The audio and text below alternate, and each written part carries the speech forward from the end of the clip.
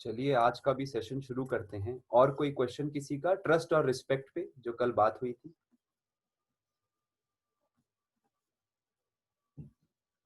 शून्य भैया, आप भी हैं, आप शॉर्ट में कुछ बोलना चाहेंगे इनके क्वेश्चन पे, अचीवमेंट वाला? आयुष भाई, आई थिंक आपने काफी अच्छा जस्टिस किया है क्वेश्चन को। बहुत अच्छी तरह से एक्सप्लेन किया। एंड नीति नीति is one of the highest methods according to me, जिससे कि हम एक एक परत छोड़कर खुद तक पहुंच सकते हैं। तो नहीं, nothing nothing really to add, very beautifully explain. Thank you भैया।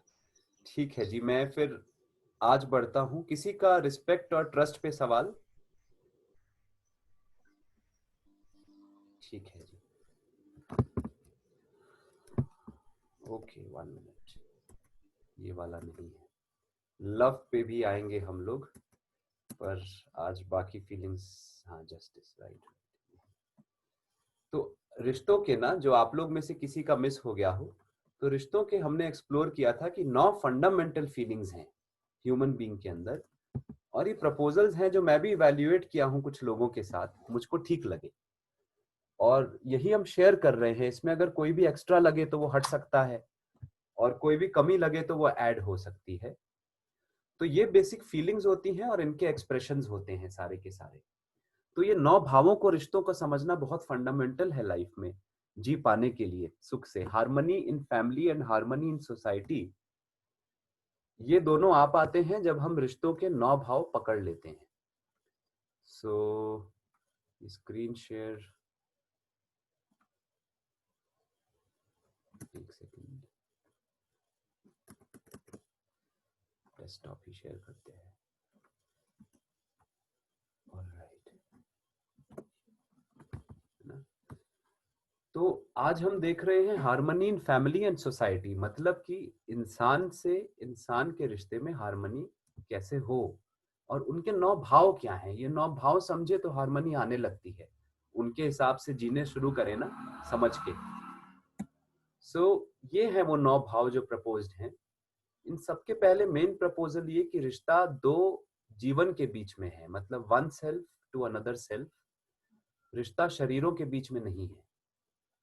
रिश्ते की पहचान चाहे शरीर से होती हो, पर निर्वाह उसका मन से होता है। तो वो मन जो है ना हमारा, ये 9 भाव हमेशा चाहता है अपने अंदर।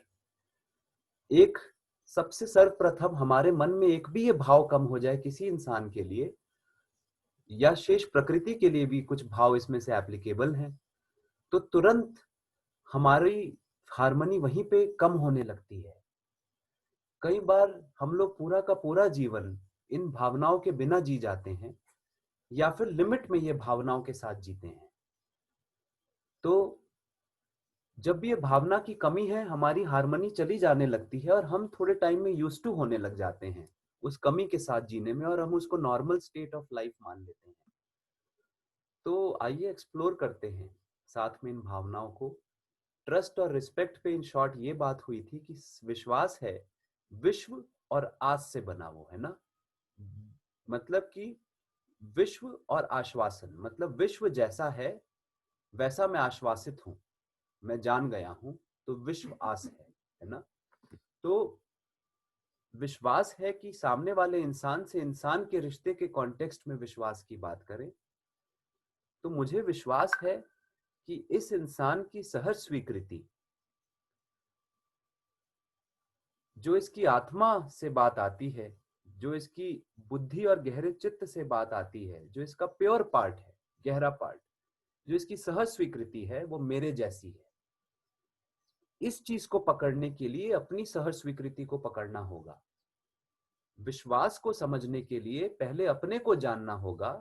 2 बातें, नंबर 1 कि मैं लगातार हार्मनी में जीना चाहता हूं, नंबर 2 मैं बाकी संसार और शेष मानवों की भी हार्मनी ही चाहता हूं। ये अपनी सहज स्वीकृति से पूछा जाए, थिंकिंग माइंड नहीं, सहज स्वीकृति। जो मेरी इंटेंशन है, मेरा इरादा सहज स्वीकृति से ही आता है। तो विश्वास ये, जब खुद को जान गया कि मैं सबका भला चाहता हूं मेरे को मिला के, तो सामने वाला इंसान भी मेरे जैसा ही है, इस बात पे विश्वास हेंस वो भी मेरा ही भला चाहता है और सबका भला चाहता है। बस उससे हो पाता है कि नहीं वैसे ही जैसे मुझसे भी हो पाता है कि नहीं, यही बात है। तो विश्वास ये कि हम सब एक दूसरे का भला चाहते ही चाहते हैं, ये अनशेकेबल अनकंडीशनल फीलिंग विश्वास है। दूसरा है सम्मान। ये भी दो शब्दों से बना, सम्यक मान, सम प्लस मान। इसका मतलब बराबर मान, मतलब जो जैसा है, जो वस्तु या जो फिनोमिनन या जो प्रोसेस या जो इंसान जैसा है, जो कुछ भी जैसा है उसको वैसा मान। तो सम्मान इंसान से इंसान के रिश्ते में ये बात आती है कि ठीक ठीक मूल्यांकन हो कि सामने वाला भी मेरे जैसा ही है। जब ये फीलिंग आ गई कि ये मेरे जैसा ही है, जब मैं अपने अचीवमेंट्स के बेसिस पे डिफरेंशिएट नहीं करता हूं, मतलब हमारे डिफरेंसेस के बेसिस पे ज्यादा कर देना। हेलो, कोई हाँ मम्मा, हाँ बोलो। हाँ मैं जी, सुन रही हूँ सुन रही अच्छा अच्छा जी, हूँ। हाँ जी, तो बड़ी खुशी आप भी हैं यहाँ पे माँ। हाँ सॉरी, वो बीच में बात कर रही थी। हाँ हाँ, वो म्यूट कर लीजिए अपना ना माइक, ओके। आवाज बंद कर लीजिए। हाँ, तो सम्मान मतलब कि सही सही मूल्यांकन कि सामने वाला मेरे जैसा है, मेरे अचीवमेंट्स मेरे को डिफाइन नहीं करते हैं, है ना। मतलब हम सब की योग्यता में ही फर्क है, केवल हमारे संस्कार में, प्री कंडीशनिंग और नॉलेज में ही फर्क है, पर अदरवाइज इन बेसिक एसेंस हम लोग सब एक जैसे हैं। ये है सम्मान का भाव दूसरे इंसान के प्रति।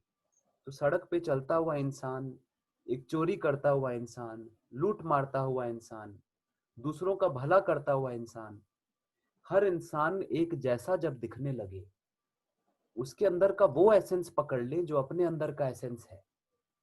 उसके लिए अपना खुद का एसेंस पकड़ना होता है।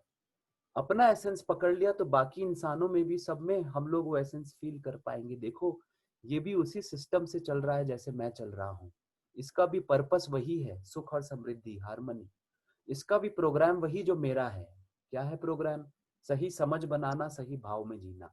यही 9 भाव हैं, वो सही भाव। तो ये था ट्रस्ट और रिस्पेक्ट। अब आते हैं अफेक्शन के ऊपर, आगे फीलिंग्स पे बढ़ते हैं। स्नेह क्या है? स्नेह का दूसरा नाम कह लें तो हो सकता है स्वीकृति, या इंग्लिश में एक्सेप्टेंस। मतलब जब एक फीलिंग आ जाती है कि दूसरा मेरा अपना है, इस अपनेपन का जो भाव है उसको हम स्नेह बोल रहे हैं या स्वीकृति बोल रहे हैं। जब किसी से अपनापन होता है तो कोई विरोध नहीं होता उसके साथ। जैसे कोई भी दो सच्चे दोस्त हो, उनमें कोई विरोध नहीं है, उनमें एक अपनेपन का भाव है। तो जैसे हम किसी भी इंसान से अपनापन फील करने लगते हैं, उस चीज को हम शब्द दे रहे हैं यहाँ पे, एक्सेप्टेंस या अफेक्शन, कि तुम मेरे अपने हो। मैं फील करता हूं जब किसी से अपनापन, उस अपनेपन की फीलिंग को हम स्नेह बोल रहे हैं। जब अपनेपन की फीलिंग किसी भी इंसान के साथ आती है ना, तो खुद से हम उस रिलेशनशिप में कमिटेड हो जाते हैं, उस इंसान के रिश्ते की फुलफिलमेंट के लिए, अपने रिलेशनशिप की फुलफिलमेंट के लिए एक नेचुरल रिस्पॉन्सिबिलिटी फील करते हैं और कमिटमेंट फील करते हैं। जिसके साथ अपनेपन का भाव नहीं है हमारा, उसके साथ हम कम रिस्पॉन्सिबिलिटी, मतलब जितना अपनापन है उतनी ज्यादा रिस्पॉन्सिबिलिटी फील करते हैं। जितना कम अपनापन है उतनी कम रिस्पॉन्सिबिलिटी और कमिटमेंट फील करते हैं। तो जिससे जितना ज्यादा अपनापन फील कर रहे हैं, हम खुद अपनी लाइफ में देख सकते हैं। कुछ लोग हमको शायद ज्यादा अपने लगते हैं, उनके लिए हम ज्यादा कमिटेड फील करते हैं वर्सेस एक किसी दूसरे इंसान के लिए, है ना। और ये अपनेपन का भाव कहाँ आता है? जहां पे ट्रस्ट और रिस्पेक्ट हो, वहां ये भाव सुदृढ़ हो पाता है। मानिए कि जहां पे ट्रस्ट खो गया, जहां एक पिता को लगने लगा कि मेरा बेटा तो मेरी जान लेना चाहता है, ऐसे भी केसेस न्यूज़पेपर में हम पढ़ते हैं कि बेटे ने पिताजी को मार दिया, तो फिर वहां पे वो पिता सच में कोई बुद्ध या बोधिसत्व ही होगा अगर वो फिर भी अपनेपन का भाव अपने बच्चे के लिए फील करता हो। बहुत मुश्किल हो जाएगा उनके लिए। तो जहां पे ट्रस्ट और एक्सेप्टेंस होता है, बाकी फीलिंग्स भी खुद बनने लगती हैं, जिनमें से पहली फीलिंग अपनापन किसी रिश्ते में। जैसे ही ट्रस्ट टूटता है, अपनापन भी हिलने लगता है रिश्तों के बीच में। दो पति पत्नी में ट्रस्ट जैसे ही हटने लगा कि भाई हम दोनों एक दूसरे का भला नहीं चाहते, या दूसरा मेरा भला नहीं चाहता और मेरे साथ निभाना नहीं चाहता, जैसे ये फीलिंग आई तो वो दोनों दूर होने लगते हैं। तो ये है स्नेह या स्वीकृति। जब ये नहीं होता है तो हमारे बीच में कंपटीशन होता है, हमारे बीच में ऑपोजिशन होता है, हमारे बीच में जेलसी या जलन होती है। जहां पे स्नेह की भावना है वहां हमें खुशी मिलती है जब दूसरा आगे बढ़ता है जीवन में। जहां पे स्नेह की भावना नहीं है वहां हमें जलन होती है। तो ये एक अपने अंदर चेक हो, जब भी किसी इंसान से जल रहे हैं मतलब स्नेह की कमी है। दो बहनों को भी मैं जलते हुए देखा हूं, दो बहनें जलती हैं आपस में, तो मतलब क्लियरली आपस में स्नेह की कमी है। ये आपस में चेक हो। घर के रिश्तों में भी जलन हो जाती है, ऑपोजिशन हो जाता है, कंपटीशन हो जाती है। अगले दो भाव आते हैं, नंबर 4 और नंबर 5। केयर मतलब ममता, अंग्रेजी में ममता का शब्द नहीं है कोई दूसरा, मदरहुड या मदरलीनेस बोल लीजिए, चाहे केयर बोल दिए हम उसको। दूसरा वात्सल्य या गाइडेंस। तो केयर है कि जब मैं दूसरे के शरीर के लिए रिस्पॉन्सिबिलिटी फील करती हूं। जैसे माँ को आप देखिए, बच्चा पैदा होते ही दूध पिलाती, मतलब शरीर का पोषण। और जनरली किसी भी माँ का बिहेवियर देखिए, सबसे पहले वो अपने बच्चे के शरीर का स्वास्थ्य तो चाहती ही चाहती है। उसकी प्राइम कंसर्न जहां पे भी ममता है, जरूरी नहीं कि केवल स्त्री में ममता हो, ये हर इंसान में बराबर ममता होती है, आ सकती है, पोटेंशियल बराबर है हम सब में।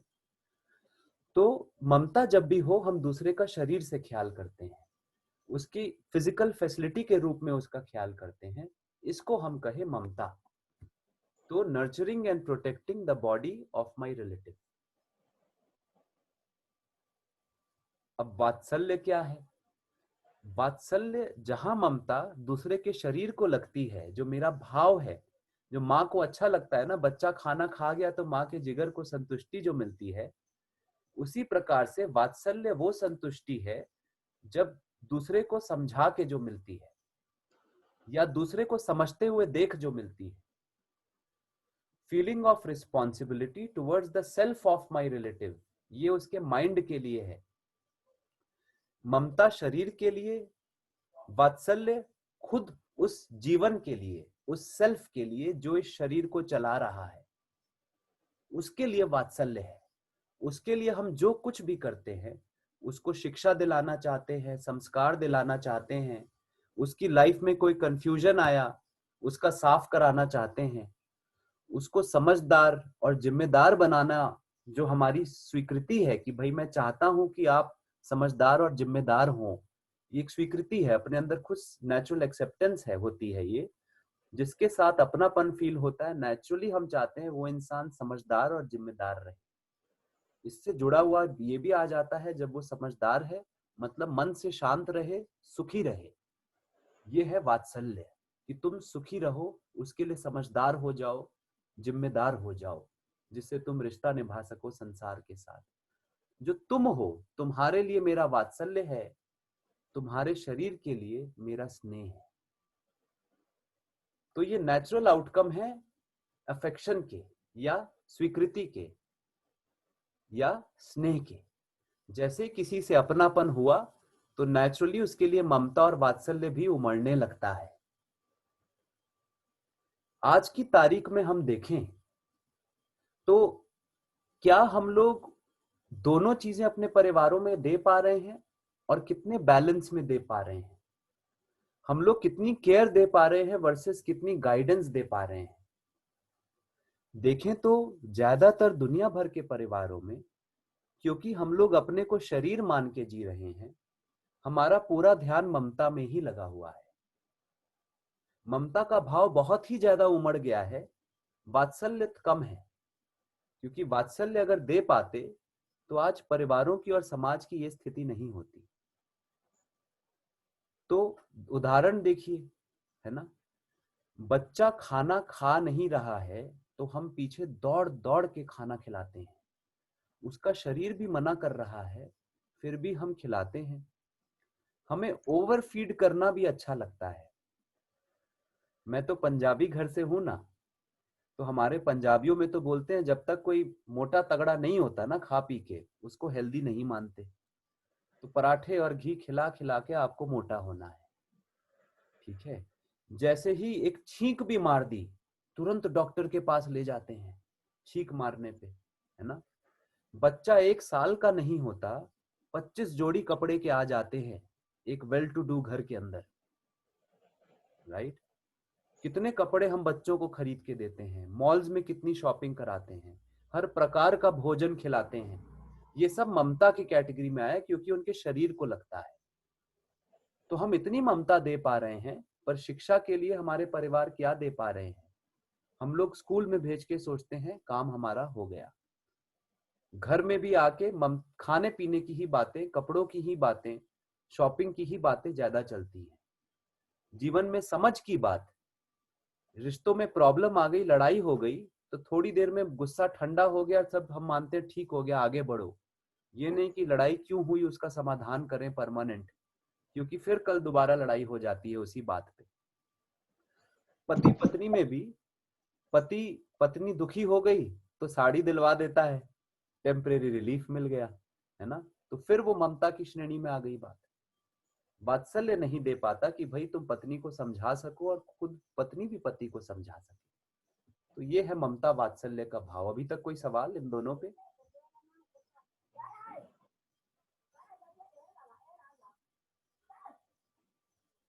ठीक है जी। अगला भाव श्रद्धा या रेवरेंस। दूसरा इंसान अगर एक्सीलेंट है एज अ ह्यूमन बीइंग, वो श्रेष्ठ है, तो उसकी श्रेष्ठता को स्वीकार करने का भाव श्रद्धा कहलाया। मानिए कि दूसरा इंसान जीवन में समझ गया है। क्या समझ गया है? खुद को समझ गया है, संसार को समझ गया है, या वहां पे पहुंचने के बहुत स्पीड से है, बहुत हद तक वहां पहुंच भी गया है ना। मुझसे कई गुना आगे है, एक्सीलेंट है मेरी नजर में दूसरा इंसान। हार्मनी को समझ गया है और जी रहा है हार्मनी से। पंडित या शास्त्री नहीं बोल रहा हूं, जो शब्दों में जानता हो, जिसके जीवन में है, वो जी रहा है इस हार्मनी के साथ। उस इंसान के जीने में प्रमाण मिलता है उसके अंदर की समझ का।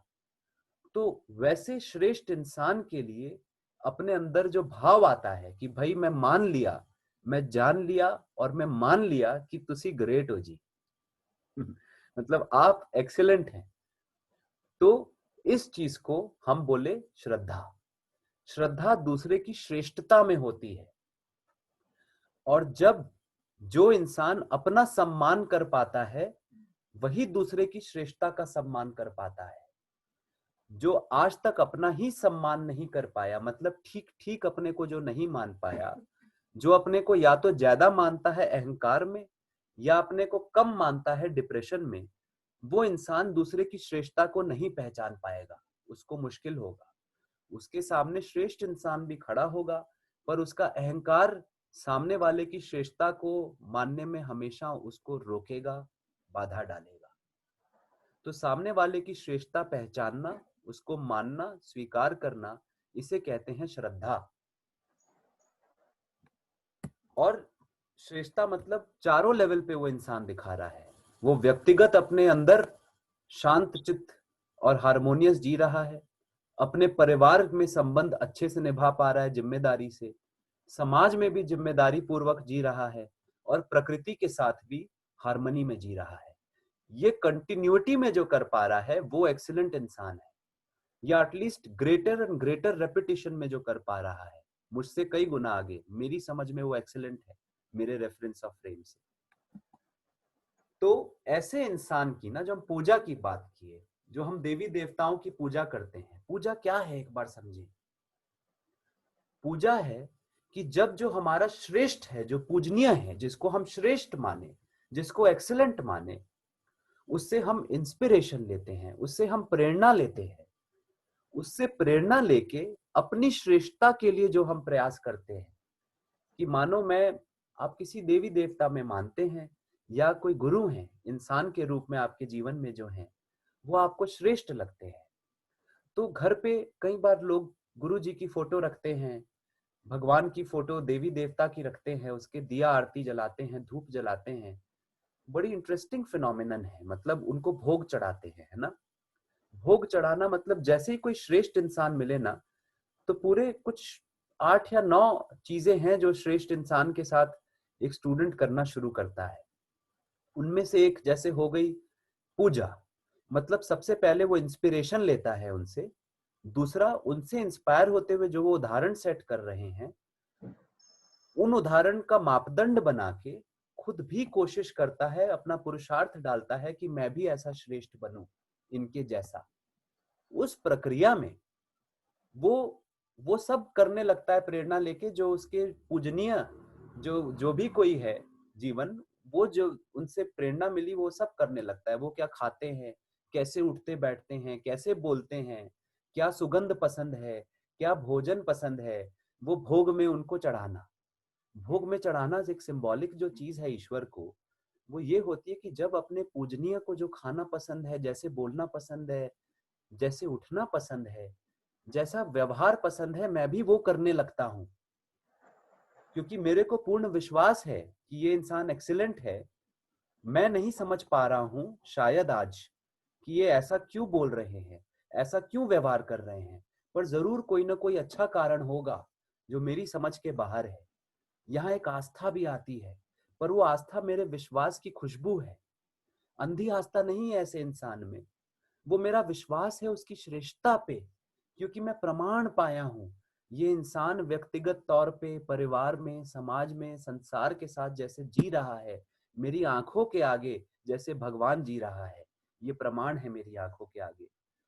तो उस प्रमाण के कारण मेरा विश्वास है इनमें, उस विश्वास से इनके जीने के, रहने के, बोलने चालने, खाने पीने के ढंग में भी मेरी आस्था है। मैं जहां नहीं समझ पाता मैं इनको फॉलो करता हूँ। इसीलिए हम भोग चढ़ाते देवी देवता को कि आपको जो खुशबू पसंद है मैं भी वो खुशबू ले रहा हूँ, आपको जो भोजन पसंद है वो भोजन मैं भी खा रहा हूँ। देवी देवता को भोग चढ़ाने का मतलब, आपको ये हलवा पसंद है तो देखिए मैं भी यही खा रहा हूँ, ये है। किसी एक देवी को एक खुशबू पसंद है तो मैं भी वो खुशबू ले रहा हूँ। तो ये है कि पूजा होती है, फिर जहां श्रेष्ठता हमको मिलती है किसी इंसान में, वहां हम श्रद्धा से जीते उसके साथ। तो वो पूजा हमारा तप है, हमारे तप को, हमारी साधना को ही पूजा बोला गया। उसी का दूसरा शब्द है पूजा, और कुछ नहीं है। तो जहां पे एक इंसान खुद का सम्मान नहीं कर पाया, वो अहंकार में जो जी रहा है, वो जब एक्सीलेंट आदमी के सामने आता है तो वो compete करता है, या नॉन एक्सीलेंट बाकी लोगों के साथ भी जब होता है वो compete करना पसंद करता है। क्या compete करता है वो, कि भाई ये बाकी लोगों से मैं हमेशा आगे रहूं, ये उसको हमेशा होड़ लगी रहती है ना। एक सेकेंड, वो श्याम भैया आए, उनको ले आओगे आप प्लीज।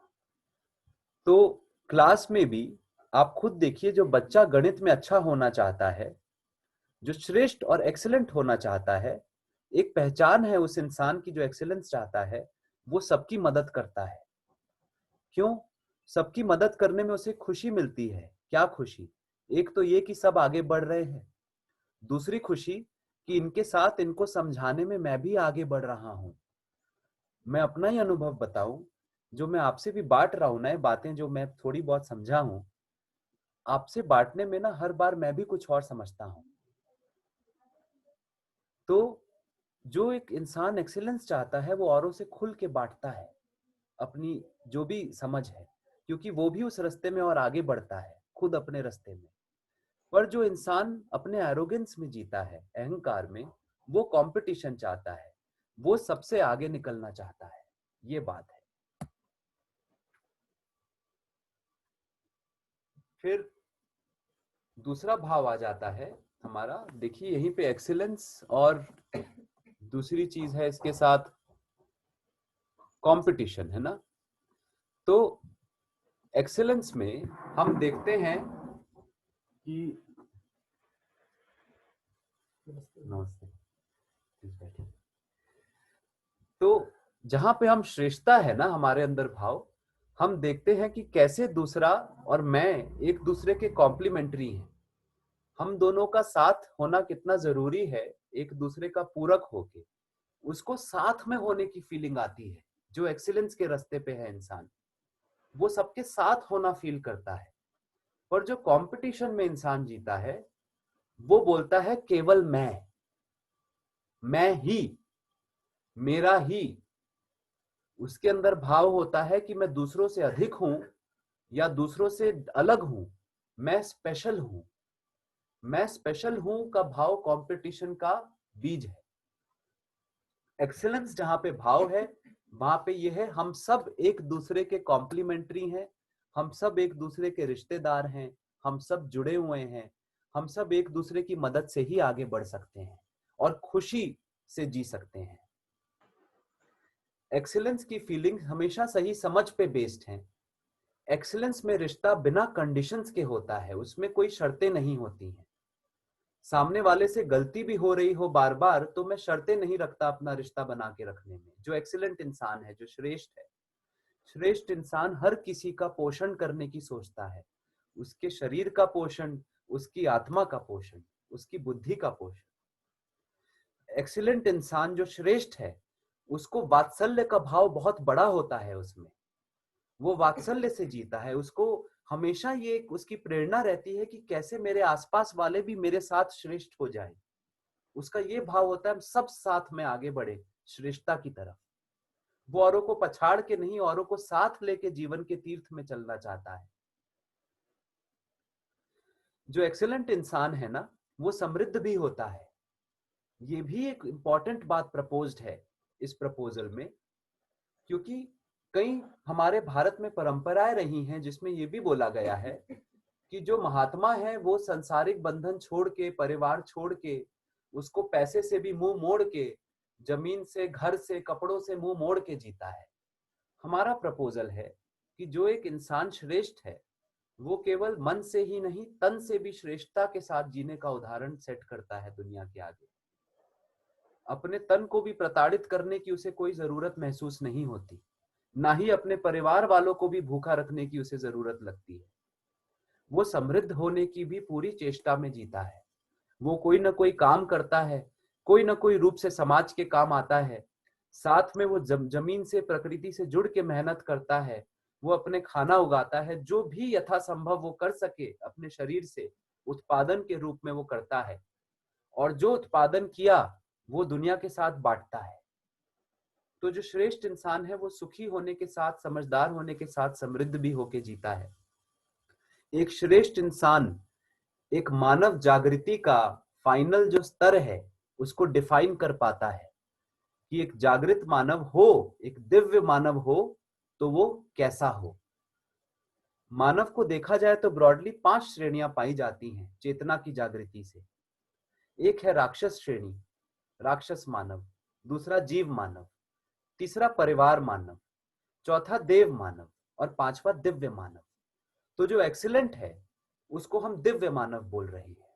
ये कंप्लीशन पॉइंट डिफाइन करता है ह्यूमन कॉन्शियसनेस का, मानव चेतना की उन्नति का। अब वहीं पे जो अहंकारी मानव है, अहंकारी मानव, और देखिए देव मानव तक की स्टेज में ना थोड़ा अहंकार सब में होता है। एक राक्षस और जीव चेतना में ज्यादा होता है, परिवार मानव में कम अहंकार होता है, देव मानव में थोड़ा और कम हो जाता है, पर पूर्ण रूप में जाता नहीं है। तो जो मानव पूर्ण रूप में एक्सीलेंट नहीं हुआ है, और ये हम सब की जर्नी है अभी, कम से कम मैं अपना तो बोल सकता हूं, मैं नहीं हुआ हूं, है ना। वो अपनी मान्यताओं के बेसिस पे जीता है, और उसकी मान्यताएं हमेशा बदलती रहती हैं, जो हम पहले भी चर्चा किए हैं। बिना जाने मान के जी ही रहा होता है, जिसमें सबसे बड़ी मान्यता अपने अहंकार की है। ये भी बदलती रहती है। आज मैं गरीब हूं, कल मैं अमीर हूं, मैं फिर गरीब हो गया, जैसे जैसे और जैसे, अनेक उदाहरण, है ना। दूसरा मेरा दोस्त है, फिर दुश्मन है, फिर दोस्त हो गया, है ना। तो इस प्रकार से मान्यताओं से जीता है और वो बदलती रहती है। उसके रिश्ते हमेशा शर्तों पे होते हैं। जब तक सामने वाला मेरे साथ अच्छा व्यवहार कर रहा है, मेरे काम के हिसाब से चल रहा है, मैं उसका मित्र हूं। जिस दिन से वो मेरे हिसाब से और मेरी अहंकार की पुष्टि के हिसाब से चलना बंद हो गया, मैं उससे अलग हो जाता हूं। जब मैं मित्र हूं किसी का, मैं अभी भी अहंकार से, कंपटीशन से जीने वाला इंसान, जब मैं मित्र हूं तो मैं दूसरे का पोषण करता हूं, पर जैसे ही मेरा मित्रता का भाव गायब हुआ, मैं दूसरे का शोषण भी करने में पूरी क्षमता रखता हूं। जितना प्यार मैं आपको स्नेह दिया जब तक मित्र था, मैं उतनी ही दुश्मनी भी आपसे निभाने लायक हूं। तो जब मैं आपसे कंपटीशन में होता हूं ना, जब अहंकार है, तो मुझे हमेशा एक ये लगा रहता है कि मेरे लेवल पे कोई और ना आ जाए, मेरे से पीछे रहे ये लोग। तो जो श्रेष्ठता के रास्ते पे नहीं, जो कंपटीशन के रास्ते पे है, उल्टे रास्ते पे, नीचे के रास्ते पे, वो हमेशा औरों से आगे जाता है। वो भेदभाव करता है दूसरों से, दूसरों पे डोमिनेट करता है, उनको अपने हिसाब से चलाता है, उनको बेवकूफ बनाता है, उनका शोषण करता है। जैसे श्रेष्ठ इंसान समृद्ध है, ये दूसरे टाइप का इंसान दरिद्र होके जीता है। ये पूरे जीवन संग्रह करता है धन का और सुविधा का, और चाहिए और चाहिए और चाहिए, और इस और चाहने की होड़ में ये दूसरों का शोषण करने से भी शर्माता नहीं है। कई बार, कभी कभी तो चलिए हद होती है ना, एक हर एक की डेवलप्ड होती है एक ये भावना अहंकार की, या ये दरिद्रता की भावना, जिसमें बहुत ज्यादा दरिद्रता है, वो दूसरों को लूट भी लेगा कमाने के लिए। जिसमें थोड़ी कम है, वो चलो बिना लूटे भी करेगा, पर वो भी इकट्ठा करता रहेगा केवल अपने लिए, बांट नहीं पाएगा। ये जो इंसान है, ये कंप्लीशन पॉइंट मानव प्रोग्रेस का, एक ह्यूमन डेवलपमेंट का कंप्लीशन पॉइंट डिफाइन नहीं कर पाता, क्योंकि ये कभी टिक ही नहीं पाता। ये एब्सोल्यूट नहीं है ना, ये आज ऐसा है, कल ये कुछ भी हो सकता है, हमें नहीं पता ये कल कैसा बिहेव करेगा। तो हम इसका रेफरेंस पॉइंट ले ही नहीं सकते अपने लाइफ में आगे बढ़ने के लिए। पर जो श्रेष्ठ इंसान है, वो हमेशा नित्य समझदार, जिम्मेदार और ईमानदार होके जीता है। उसका हम रेफरेंस पॉइंट ले सकते हैं मापदंड के रूप में कि हाँ भाई, ये हमेशा ऐसा कंडक्ट देता है, मैं ऐसा हो सकता हूं। पर जो दूसरा इंसान है, आज की तारीख में हम देखें, हम लोग श्रेष्ठ इंसान का कंडक्ट नहीं लेते। जो दूसरी कैटेगरी में इंसान है ना, वो उसी कैटेगरी के इंसान का कंडक्ट लेते। क्यों? क्योंकि हम सब समाज में कंपटीशन करने वाले लोग बन गए हैं।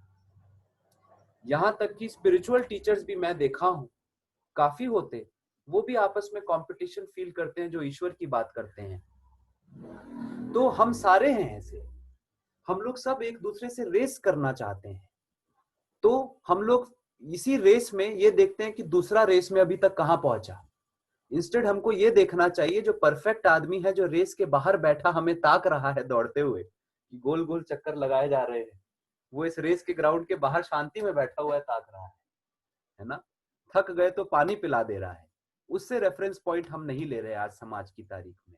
तो ये सब अपने अंदर झांक के देखें। अभी तक कोई सवाल?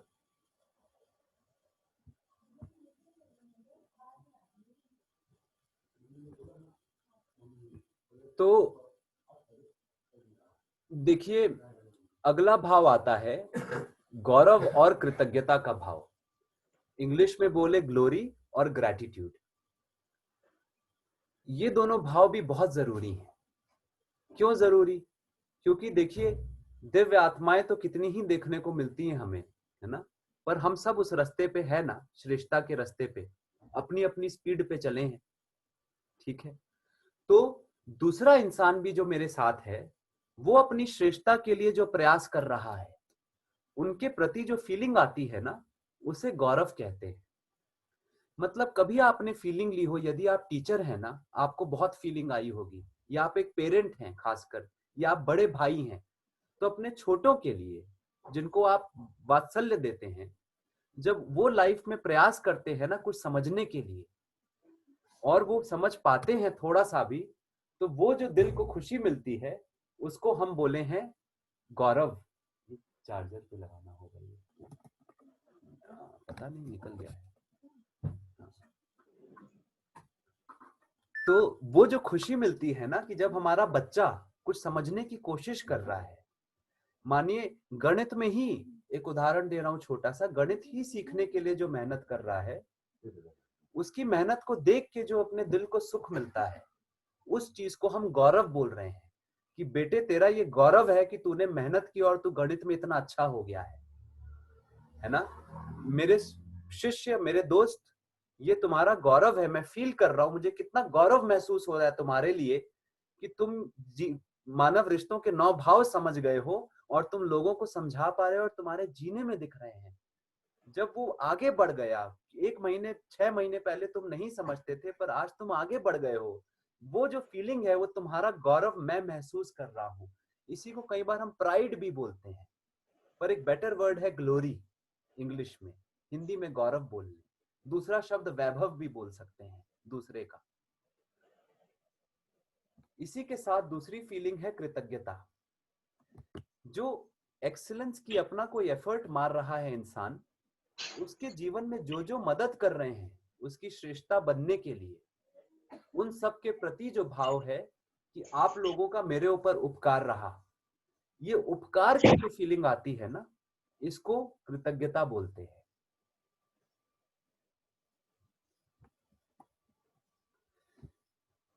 उपकार 2 रूप का है मेरे ऊपर। पहला उपकार सर्वप्रथम मेरे माता पिता का और पूर्वजों का, जिनके कारण ये शरीर मेरे को मिला, प्रथम उपकार। साथ में शरीर का पालन पोषण जिन माता पिता अभिभावकों ने किया, उन सब के लिए उपकार।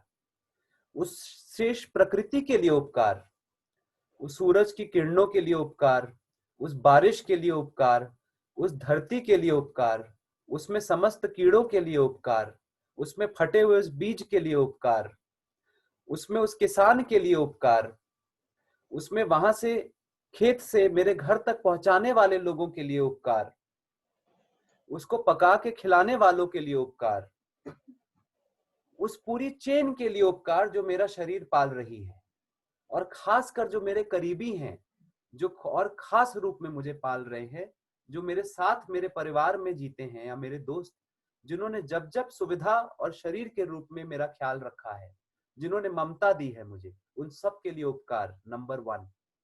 नंबर 2 उपकार कि जिन लोगों ने मेरी समझ बनने में और मेरे अंदर सही भाव बनने में मदद की, उनके लिए उपकार, क्योंकि उन्हीं की बदौलत मैं आज खुश और समृद्ध होके जी पा रहा हूं, और मेरे अंदर एक संगीत का भाव है जो पूरे संसार के साथ मैं महसूस कर रहा हूं, और उसके साथ मैं संसार के साथ वो बांट पा रहा हूं।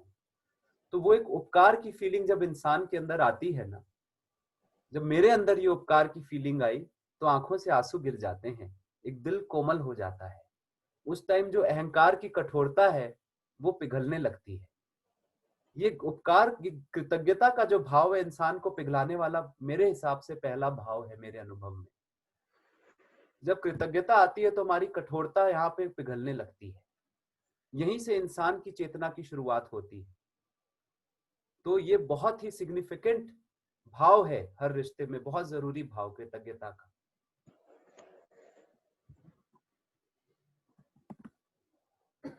तो ये 4 भाव हमने देखे कि सम्मान, श्रद्धा,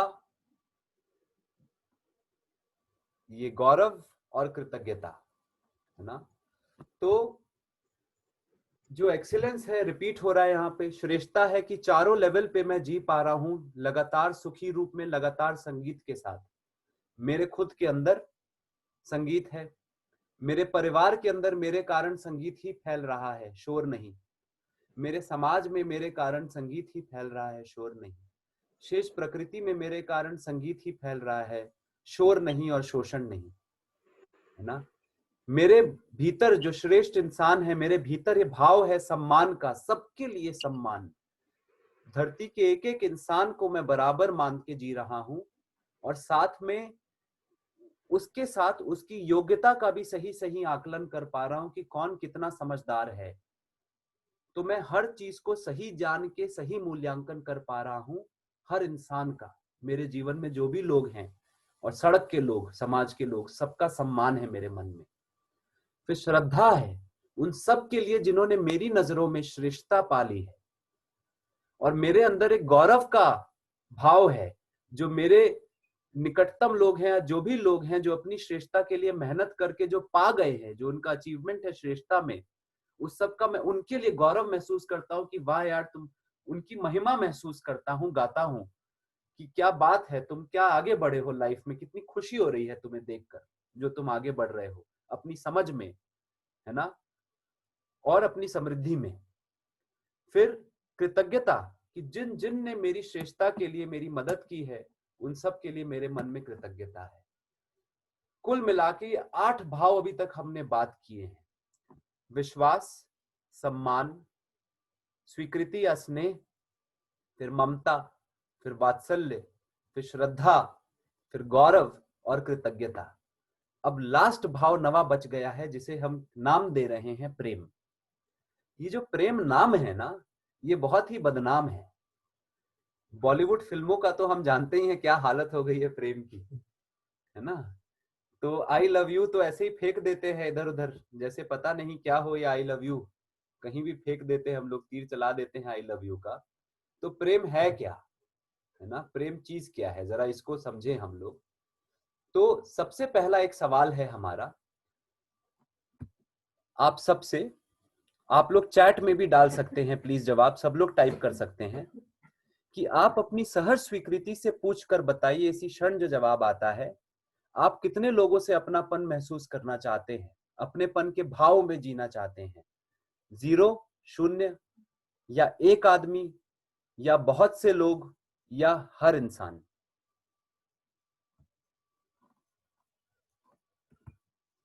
क्यों जी, कितने लोग के साथ अपनापन चाहिए? हर किसी के साथ चाहिए, कुछ लोग के साथ चाहिए, एक आदमी के साथ चाहिए, या किसी के साथ नहीं चाहिए? क्या बोलेंगे? अपनेपन का जो भाव है, एक ही इंसान के साथ चाहिए, 3-4 इंसान के साथ चाहिए, या हर इंसान के साथ चाहिए? ये तो हर इंसान मतलब अपने मन में अगर सबके लिए प्रेम भाव हो तो वो चाहिए, वो ज्यादा अच्छा है ना। कुछ से मतलब कुछ से वैर है, कुछ से प्रेम है, वो अपने को उतना अच्छा नहीं लगेगा ना। तो इधर भी आप लोग भी चैट पे प्लीज डालिए, आप लोग क्या महसूस करते हैं। क्यों मिंदर, सबसे प्यार करना है कि किसी किसी से करना है? प्यार करना सबसे, हाँ सबसे करना है ना। देखिए यहाँ सब लोग बोल रहे हैं, है ना, एवरीवन। सब लोग का यहीं पे भी जवाब है, चैट में भी सब लोग बोल रहे हैं एवरीवन। क्या सुंदर बात है ना, है ना। पर क्या हम लोग सबसे अपनापन फील कर पाते हैं, ये अगला सवाल है। तो ये देखते हैं, जब हम किसी भी इंसान से अपनापन नहीं फील कर रहे हैं, उसके लिए हमारे मन में ममता का, वात्सल्य का और स्वीकृति का भाव नहीं है, तो मतलब मैं पूरे संसार से कट के और विरोध में जीने वाला इंसान हूं। मेरे अंदर इस टाइम ये भाव है, मैं किसी का अपना नहीं हुआ हूं। अगर मैं किसी एक इंसान से, जैसे शाहरुख खान में वो था ना, राज और सिमरन का प्यार जो था, है ना, कि भाई तुम ही तुम हो जिंदगी में और कोई नहीं है ना, प्यार अब सिर्फ तुम ही से है, किसी और से नहीं है सनम। तो अगर एक किसी से प्यार है, एक ही सनम है हमारा, तो वो अफेक्शन है, मतलब स्नेह का भाव है। दूसरे शब्दों में वो स्वीकृति, उसे अपनापन बोले, ये केवल अपनापन इसका हम नाम दे रहे हैं। जब एक से अधिक लोगों के साथ भी ये भाव है, तो वो भी अपनेपन का ही भाव है। उसको हम शब्द में प्रेम नहीं बोल रहे हैं यहाँ पर, वो स्नेह है, वो अपनापन है। जब भी हमारी एक बाउंड्री है, एक सीमा, कि सीमा रेखा के अंदर जो लोग आते हैं, उनके लिए मैं अपनापन फील करता हूं, उनके लिए मैं ज्यादा जिम्मेदारी फील करता हूं, उन लोगों से मेरे को ज्यादा ममता आती, ज्यादा वात्सल्य बाकी लोगों से नहीं आता है। या तो नहीं आता है, न्यूट्रल हूं, या फिर बाकियों से लड़ाई है, विरोध है, या जलन है, कंपटीशन है। तो फिर उस केस में जो भी कुछ लोगों के लिए मेरे मन में भावना है, उसका नाम स्नेह है। वो हद से हद स्नेह है या स्वीकृति है कि तुम मेरे अपने हो, अपनेपन का भाव ही है। दूसरे को संबंधी के रूप में स्वीकारने का भाव है स्नेह, कि आप मेरे संबंधी हो, एक अपनेपन का भाव है स्नेह। तो प्रेम क्या है? प्रेम है कि जब सबसे अपना संबंध महसूस होने लग जाए, वो प्रेम है ना। एक एक पत्थर से भी प्रेम महसूस हो जाए कि भाई तुमसे भी तो मेरा संबंध है इस संसार के रूप में, एक एक चिड़िया से भी मेरा संबंध है, एक एक चींटी से मेरा संबंध है।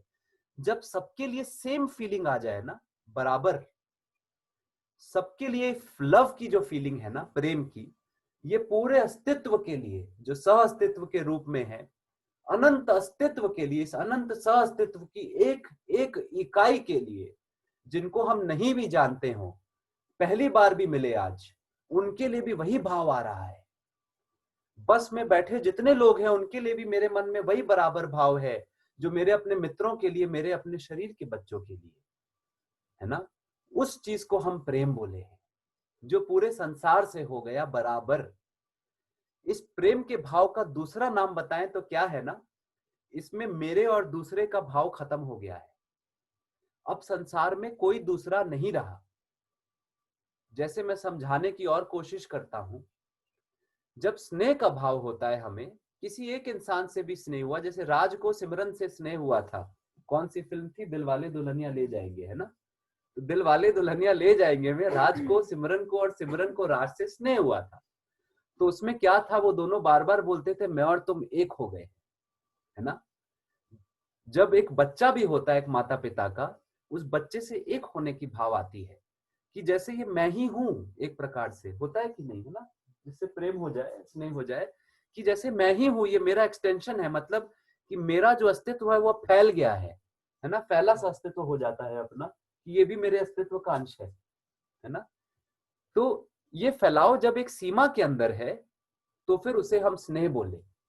और जब ये असीमित हो गया, पूरे संसार के साथ अपनापन हो गया, मेरा फैलाव पूरा अस्तित्व ही हो गया, आई एम एग्जिस्टेंस, जो कुछ भी है मैं वो ही हूं, सब कुछ।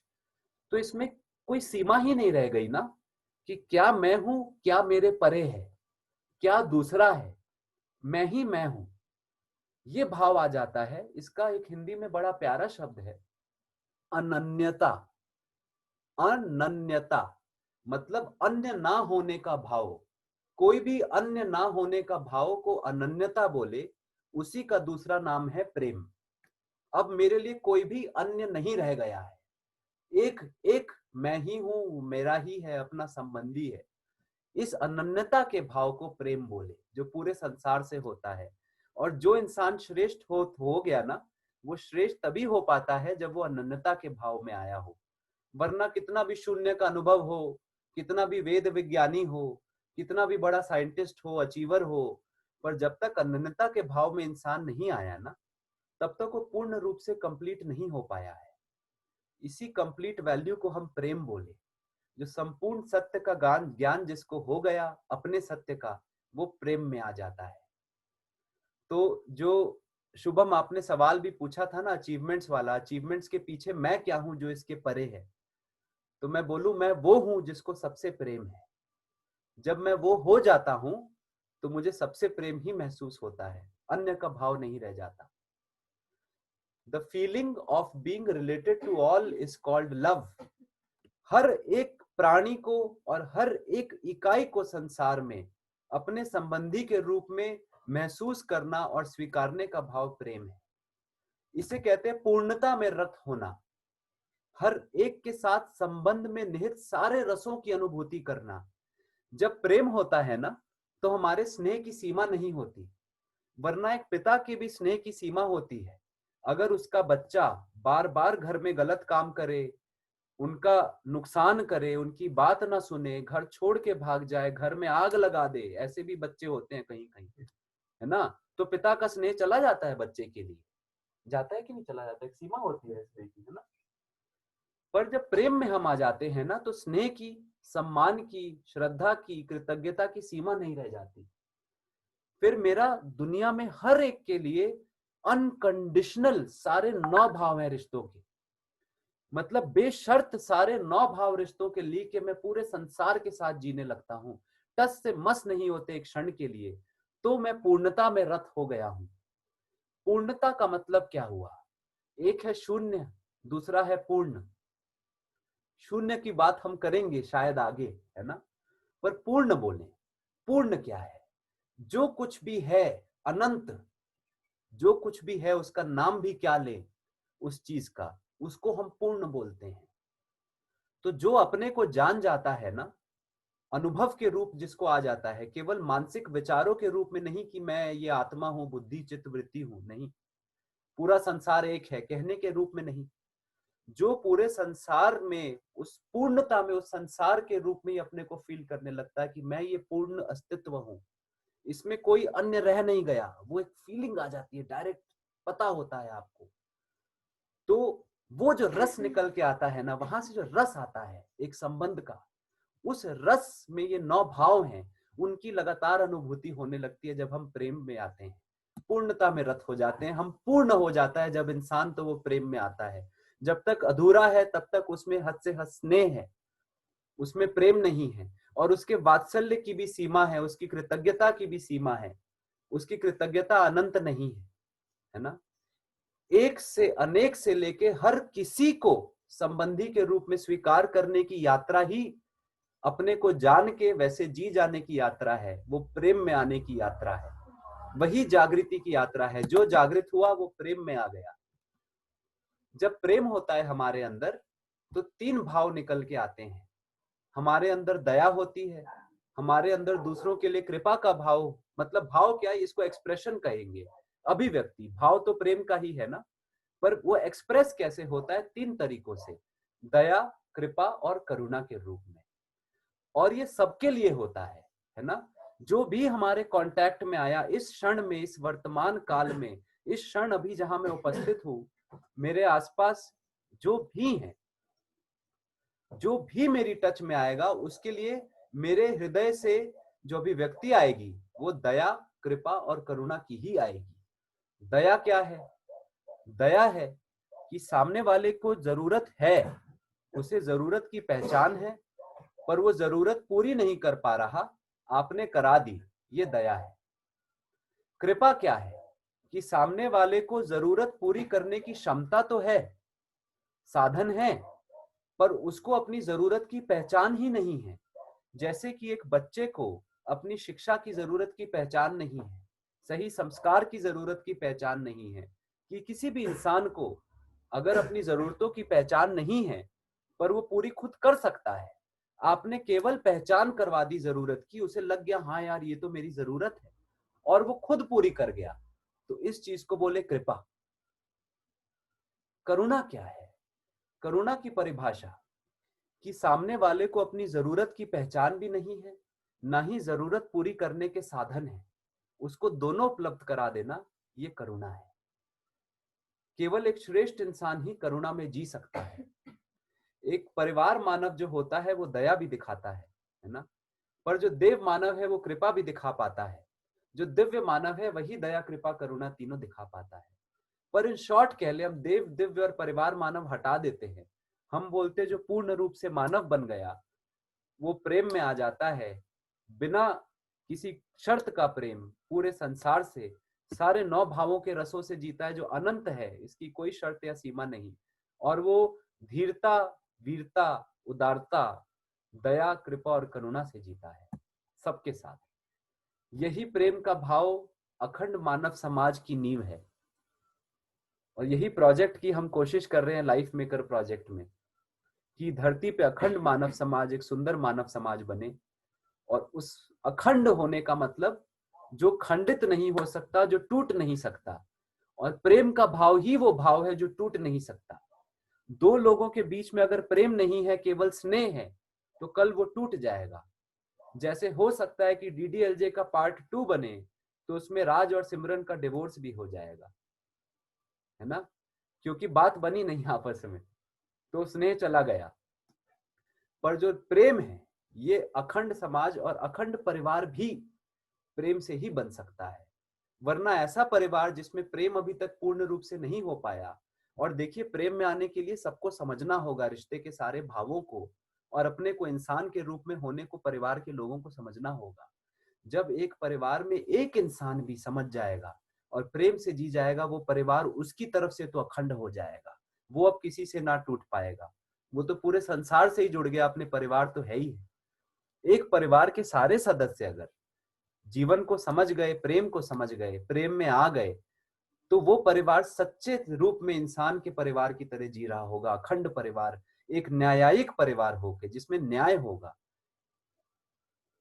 न्याय से मतलब जिस परिवार में सब रिश्तों की सारी जरूरतें तन से लेके मन तक की पूरी हो रही होंगी, आपसी संगीत होगा, और साथ ही साथ उस परिवार का शेष समाज और शेष संसार प्रकृति के साथ रिश्ते में भी न्याय होगा। मतलब वो परिवार शेष संसार का पूरक होके जिएगा, शोषक होकर नहीं। वो न्याय है कि सारी जरूरतें पूरी हो। तो वो आज की तारीख में हमारे परिवार एक छत में जीते तो हैं, मतलब रह रहे हैं एक छत के अंदर, हमें रहना आता है एक छत में एडजस्ट करके, पर हमें जीना नहीं आता आपसी संगीत के साथ। तो प्रेम में आएंगे तो जिएंगे सच्चे मायने में, ये बात होगी।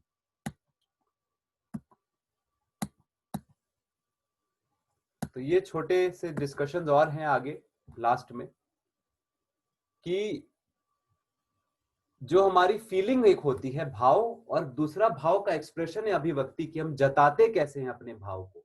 एक है भाव महसूस करना, दूसरा उसको जताना। तो जो भाव को महसूस करने की बात है, पहली बात, हम ये सारे 9 भाव हर क्षण महसूस करना चाहते हैं। इन्हीं 9 भाव में रहने को हमने हैप्पीनेस बोला, उस दिन सवाल भी आया था, या हार्मनी बोला, है ना। यही 9 भाव में रहने से सुख, शांति, संतोष, आनंद है। और हम ये चाहते हैं पल प्रतिपल हर क्षण। और हम अपनी योग्यता यदि बढ़ाएं तो हम सब इस क्षमता पे पहुंच सकते हैं कि हम सब एक्सीलेंट हो जाएं, श्रेष्ठ हो जाएं, और पल प्रतिपल ये भाव टिकने लगे।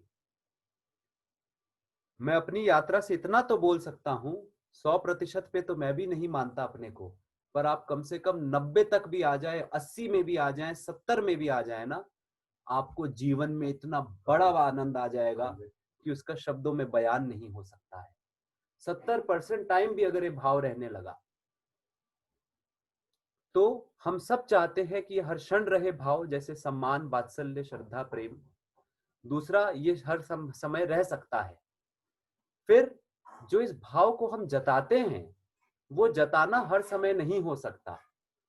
जैसे कि एक स्त्री पुरुष हर समय हाथ पकड़ के नहीं बैठे रह सकते, 2 दोस्त हर समय एक दूसरे के कंधे पे हाथ रख के नहीं बैठ सकते, है ना। उसको हर टाइम आई लव यू भी नहीं बोल सकते, राइट। हर टाइम दूसरे को खिला भी तो नहीं सकते ना स्नेह से। तो जताना बीच बीच में आता है, जताना टेम्परेरी होता है, आता है जाता है, ठीक है। जताना जरूरत के बेसिस पे होता है, जब जरूरत है हमने वो भाव जता दिया, जब सामने वाले को समझने की जरूरत पड़ी समझा दिया, उसको भूख लगी खिला दिया, है ना। पर जो फीलिंग है मेरी स्नेह की, वो नित्य है। जब भी तुमको जरूरत पड़ेगी मैं यहाँ पे उपस्थित हूं तुम्हारे लिए। तो ये फीलिंग कंटिन्यूअस है, उसका एक्सप्रेशन टेम्परेरी है। फिर ये जो देखें एक्सप्रेशन अलग अलग फीलिंग के, तो ट्रस्ट का एक्सप्रेशन, विश्वास का एक्सप्रेशन है एक दूसरे का साथ देना। जब विश्वास होता है तो हम साथ देते हैं एक दूसरे का, शिकायतें नहीं करते, चिढ़ते नहीं हैं, गुस्सा नहीं करते। जब एक क्षण के लिए भी मुझे किसी पे गुस्सा आ रहा है, मैं चिढ़ रहा हूं, मैं शिकायत कर रहा हूं, किसी की मन में शिकायत महसूस कर रहा हूं, मतलब मेरा इस क्षण उस इंसान पे विश्वास नहीं है कि वो अपना और मेरा भला चाहता है, वो साथ में सबका भला चाहता है। ये विश्वास टूट गया है, चाहे 5 मिनट के लिए। सम्मान, जब सम्मान होता है तो 2 लोग साथ में मिलके, कोई भी अपने को बड़ा छोटा नहीं मानता है दूसरे से, साथ में मिलके दोनों आगे बढ़ने के लिए संकल्पित होते हैं। चलो दोस्तों साथ में मिलके आगे बढ़ते हैं, एक दूसरे के सम्मान के साथ, एक दूसरे की मदद के साथ। जहां स्नेह का भाव है वहां पे खुद से ममता और वात्सल्य आ ही जाता है। मतलब जहां अपनापन है वहां ममता भी आ जाती है, वात्सल्य भी। जहां प्रेम का भाव है वहां पे दया, कृपा, करुणा आ ही जाती है। वहां पे एक अनकंडीशनल कमिटमेंट आ जाता है, मतलब बिना शर्त का एक कमिटमेंट दूसरे इंसान के लिए, और हर इंसान के लिए, हर जीव के लिए वो प्रेम होता है। तो सबसे जरूरी बात यह है कि इन सारे भावों को अपने अंदर हम लोग समझें, और जब जब अपने अंदर एक होते हैं चाहे एक सेकंड के लिए भी खोए, उसको पहचान पाए, ये शक्ति डेवलप हो। पूरे दिन होश में जीते हुए जिए, एक सेकंड के लिए भी विचार आया जहां दूसरे की शिकायत हो रही है, जहां जलन हो रही है, जहां चिढ़ हो रही है, जहां मेरा अहंकार आ रहा है, मैं तुरंत पहचान जाऊं, तुरंत उसका मूल्यांकन कर लूं और फिर वापस मैं सही स्थिति में आ जाऊंगा। जैसे ही ईमानदारी से सच्चा मूल्यांकन हो जाएगा, मैं खुद अपनी संगीत की और सच्चाई की स्थिति में, इन भावों के रस की स्थिति में वापस आ जाऊंगा। तो इनको समझना है, अपने अंदर इन चीजों को धारण करना है, इन भावनाओं को, और धारण करके उनके साथ नित्य जीना है, ये बात है। तो जब हमारे अंदर सही भाव होते हैं, रिश्तों के बारे में, पूरे अस्तित्व के बारे में, खुद के बारे में ज्ञान के साथ, समझ के साथ जो भाव है, तो फिर वो भाव हमको गाइड करते हैं। हम उन भाव के प्रति सजग रहते हैं कि कब मेरा भाव टूट गया, कब वापस है, क्षण है कि नहीं है, हम सजग हो जाते हैं। दूसरा कि वो भाव हमको जीवन में गाइड करने लगते हैं। मतलब मेरा गाइडेंस ये नहीं हो जाता कि मैं पड़ोसी से आगे निकलूं, मेरा गाइडेंस ये हो जाता है कि मैं उसका ख्याल कैसे कर पाऊं।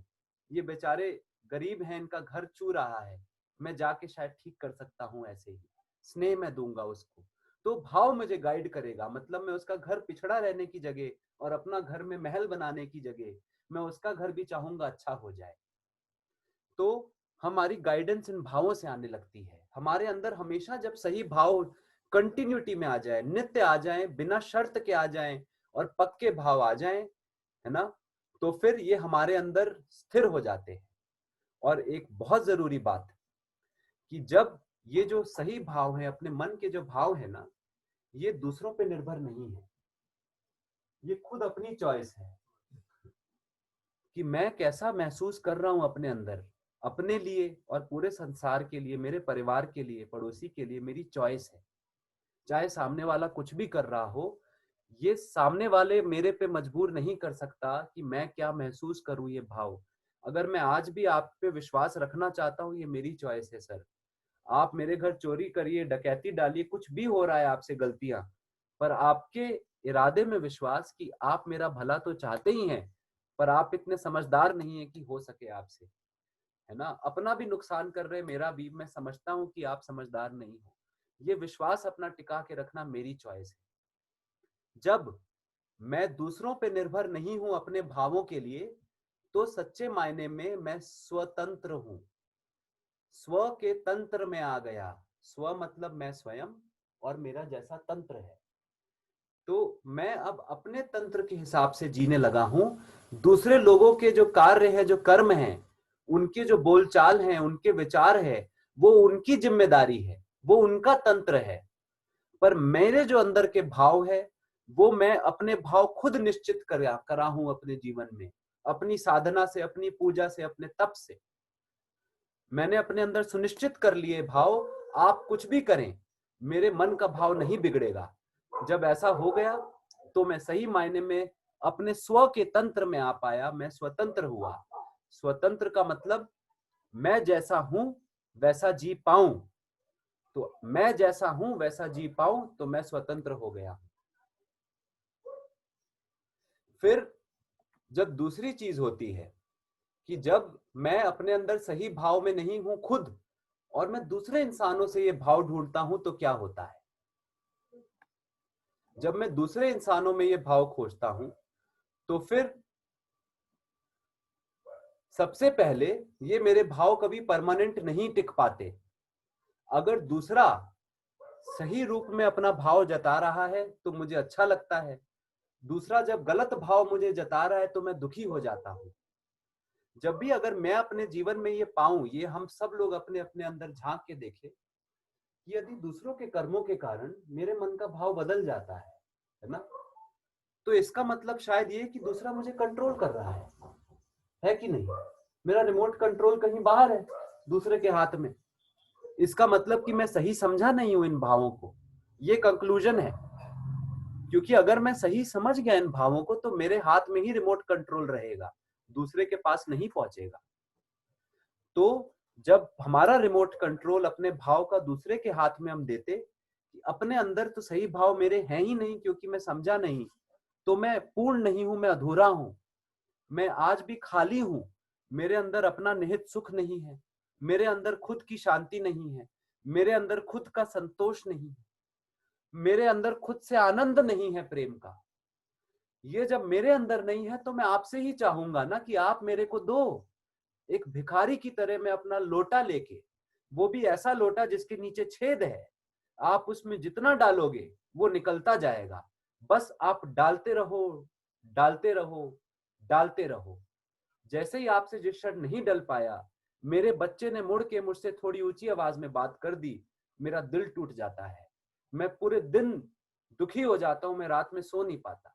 हो जाता है, हम सबके साथ होता है, हम सबका जीवन ऐसा ही है।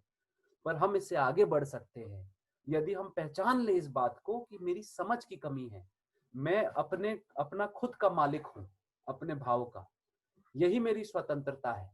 और जब रिमोट कंट्रोल दूसरे के हाथ में तो हम परतंत्र हैं।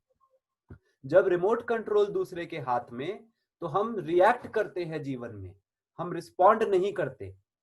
मतलब रिएक्शन का ऐसा कि जिसे नी जर्क रिस्पॉन्स बोलते हैं। जैसे आप अपने घुटने पे हल्का सा हाथ मारे ना कुर्सी पे बैठ के, खुद से पांव ऊपर उठ जाता है। कभी किए हैं?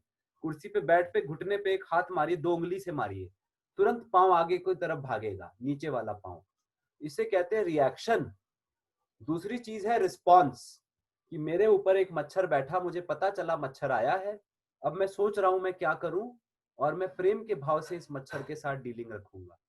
हो सकता है मैं उड़ाना भी हो तो फूंक मार के उड़ाऊंगा, या फिर मैं उसे बोलूंगा तू 5 मिनट खून पी ले। वो भी मेरा अपना है। तो मतलब जब हम समझ के ठीक नहीं जीते, अपने अंदर ठीक भाव नहीं होते ना, तो हमारे भाव दूसरों के कार्यों और व्यवहार पर निर्भर करते हैं। रिमोट कंट्रोल उनके हाथ में। दूसरा, जब हम समझ के जीते हैं तो हमारे भाव हम खुद डिसाइड करते हैं।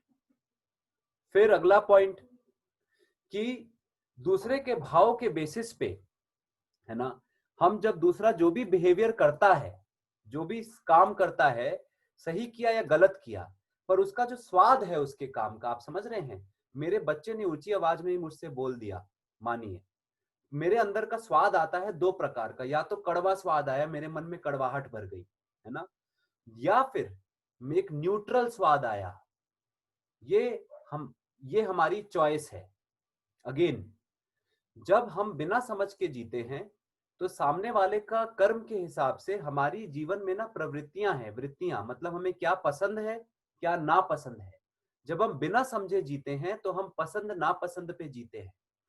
अगर सामने वाले ने पसंद का व्यवहार किया तो मैं खुश हूं, उसने नापसंद का किया तो मेरे में कड़वाहट आ जाती है ना, उस एक्सपीरियंस का टेस्ट कड़वा आता है। तो हमारी राइट फीलिंग्स और राइट बिहेवियर दूसरे की राइट फीलिंग्स राइट बिहेवियर पे निर्भर हो गया। पर अगर मैं सही समझा हूं तो मेरा जो स्वाद मेरे अंदर आ रहा है वो निरंतर कंटिन्यूअस अच्छा स्वाद रहेगा, न्यूट्रल रहेगा। कम से कम सामने वाला गलती भी कर रहा है तो मैं समझ रहा हूं कि भाई आप जो गलती कर रहे हो वो आपकी अवस्था से निकल के आ रही है। आपकी जैसी अवस्था, जैसी स्थिति, वैसे आपके कर्म। तो मैं सिंपली समझ रहा हूं कि आप इस टाइम नहीं समझे हुए हैं तो आपसे गलती हो रही है, इतनी सी बात है। मैं क्यों दुखी हो जाऊं भाई, आपका मूड खराब है, मैं अपना क्यों खराब कर लूं।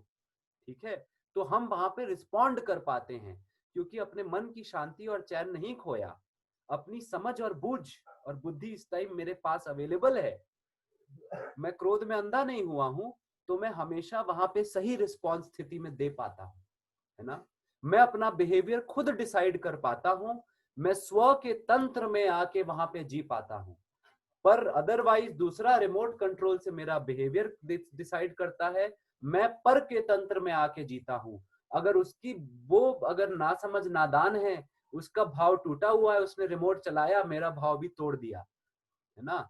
मैं अगर समझ के जीऊं तो मेरा आचरण, मेरा व्यवहार, मेरे कार्य जीवन भर निश्चित रहेंगे मानव के रूप में।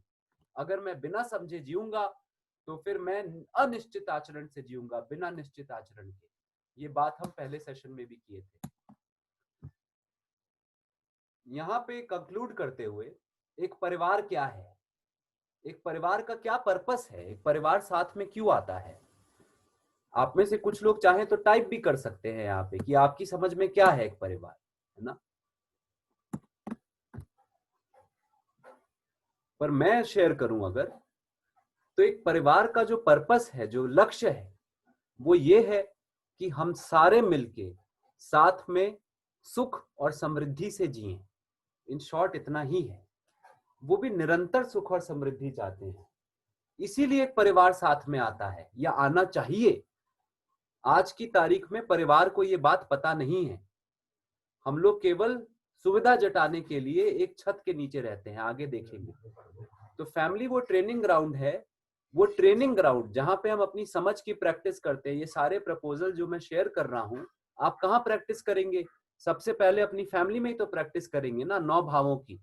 जब 9 भाव होंगे तो आप सुखी होंगे। Happiness means 9 feelings continued in the family.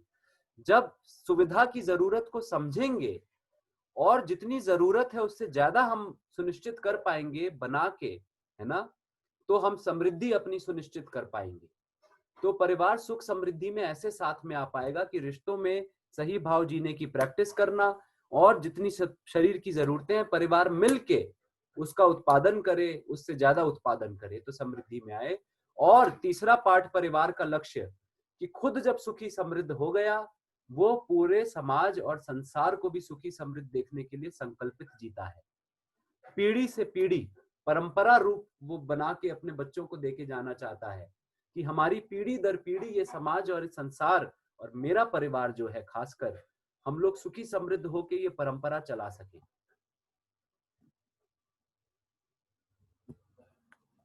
फिर जब हम प्रेम को गलत समझते हैं ना, जब हम प्रेम की जगह हम कुछ और ही समझ के, इन्फैचुएशन एक चीज है जिसे मोह बोलते हैं, जब मोह में जीते हैं हम लोग, तो हम सुख कहाँ खोजते हैं? सुख हम शरीर की संवेदनाओं में खोजते हैं, खाने पीने में सुख खोजते हैं, सेक्स में सुख खोजते हैं, हम ये तंबाकू पीने में खुशी खोजते हैं, हम दारू पीने में खुशी खोजते हैं, हम अपना मोटा सोफा खरीदने में खुशी खोजते हैं, हम मखमली कपड़े पहनने में खुशी खोजते हैं, हम एक आंखों की सुंदरता की चीजों को खरीदने में खुशी ढूंढते हैं, हम जीवन साथी भी चुनते हैं तो उसका शरीर देख के चुनते हैं कि शरीर कितना सुंदर है उसका, अपनी आंखों को जो भाएगा, है ना। तो जब हम मोह में जीते हैं, जब आसक्ति में जीते हैं, तो अपने सुख को खोजते हैं संवेदनाओं में, और दूसरा सुख को खोजते हैं दूसरे के भाव में, जो हमने बात की थी। एक कि मेरे शरीर की 5 इंद्रियों से सही संवेदनाएं आए, और दूसरा कि सामने वाला मेरे को सही भाव देता हो, मतलब सही भाव जताए, मेरे साथ अच्छे से कर्म करे, जो मुझे पसंद है, तो हम उसमें सुख देखते हैं दूसरों के कर्मों में। जब हम प्रेम में जीते हैं, सच्चे प्रेम में जब हम आ गए, तो हम अपना सुख सही समझ में और अपने अंदर के सही भाव में ढूंढते हैं। मतलब एक इंसान जो प्रेम में आने के रास्ते में होता है, वो बोलता है कि मैं अपना सुख खुद सुनिश्चित करूंगा, उसके लिए मेरे को समझने में जो भी मेहनत लगेगी मैं करूंगा, और सही भाव अपने में बनाने में जो कुछ भी करना होगा मैं करूंगा। वो इसकी तप है, तपस्या और साधना। लव, आई लव यू जो लड़के लड़की आजकल बोलते हैं, मैं भी बोला हूं अपने टाइम पे, है ना, वो शरीर की संवेदनाओं से जुड़ा था। मतलब खासकर जब 15-16 साल की उम्र होती है, नहीं, और कई बार पूरे जीवन भर लोग जी जाते हैं। हम शरीर से शरीर का प्यार करते हैं, राइट, पर असली प्रेम है शरीर में नहीं, वो मेरे से आप में है। मतलब मेरे स्व में आपके स्व के लिए जो प्रेम है वो प्रेम है, शरीर से उसका कोई लेना देना नहीं है। प्रेम का जो प्रेम का भाव है वो दूसरे के जीवन से जुड़ के शरीर से नहीं, तो वो अनकंडीशनल है। जो मोह है एक आकर्षण पे बेसिस होता है, मेरी पसंद पे बेसिस होता है। मुझे आपकी आदतें पसंद है, मैं आपको पसंद करता हूं। मुझे आपके शरीर से आकर्षण है, मैं आपको पसंद करता हूं। मेरे अंदर काम वासना है, उसके कारण मैं आपको पसंद करता हूं, है ना। तो या तो हम दूसरे से संवेदना खोजते हैं, या दूसरे से अपने की तरफ आते हुए भाव को खोजते हैं भिखारियों की तरह। ये है मोह। और प्रेम में कंटिन्यूटी पॉसिबल है कि कंटिन्यूअस हो हर क्षण। मोह में कंटिन्यूटी कभी पॉसिबल नहीं है। 5 इंद्रियों के भोग में सुख खोजें तो वो कभी पॉसिबल नहीं है। और दूसरे से भी हमेशा ये अपेक्षा लेके जिए कि दूसरा मेरे साथ हमेशा अच्छा करेगा। हमने बेचारे दूसरे को भी मार दिया अपने अपेक्षा के बोझ से, खुद भी मर गए दुखी होके, क्योंकि हमें कभी वो हमेशा में नहीं मिल सकता है। तो ये अभी तक इतना इन 9 भावों पे कंक्लूड किया। आप लोग के कोई सवाल हो तो प्लीज शेयर करें, या कोई भी टिप्पणी हो तो बात बताएं, बात साझा करें, यहाँ पे बात हो सकती है।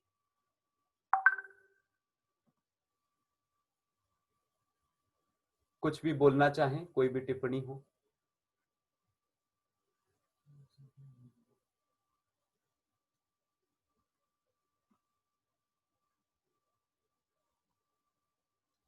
तो चलिए फिर यहाँ पे सेशन कंक्लूड करते हैं, अगर कोई टिप्पणी नहीं है। सर ये आत्मविश्वास के बारे में मेरे मन में ख्याल बदलते रहते हैं। या आत्मविश्वास क्या है? हम लोग स्टूडेंट लाइफ में इसका बहुत सुनते हैं, क्या आई एम कॉन्फिडेंट, या ये कॉन्फिडेंस रखो, ये वो। इसका मतलब मैं नहीं समझा उसे। मतलब कि अपने पे विश्वास ना, जहाँ आत्मविश्वास की बात है ना। जी जी। तो भाई हम लोग पता है अहंकार पे विश्वास करने की कोशिश में लगे रहते हैं आत्मविश्वास के नाम पे।